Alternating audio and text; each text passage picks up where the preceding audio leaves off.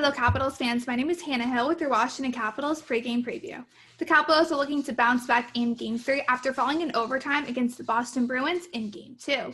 It looks like the Capitals have back Kuznetsov and Samsonov as they were taken off that COVID-19 list, and they're listed as available to play. However, Oshie, Eller, and Vanek are listed with lower body injuries.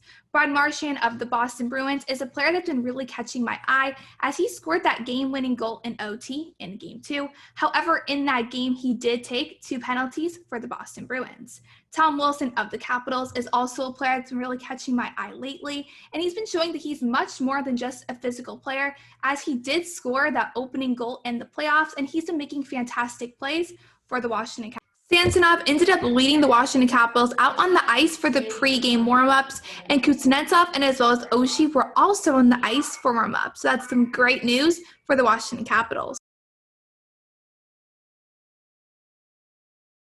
Both goalies, Rask and Samsonov, were on their A game throughout the first period as no goals were scored. The Bruins had 10 shots on goal, and the Caps had 4. While the Capitals were on a power play, Alex Ovechkin ended up finding the back of the net. That play was set up beautifully by Mantha. Shortly after that goal was scored, Boston Bruins' Taylor Hall ended up finding the back of the net, tying up the game. Nick Dowd, who's been taking a beating in tonight's game and honestly throughout this entire series, buried one deep, getting the Capitals their lead once again.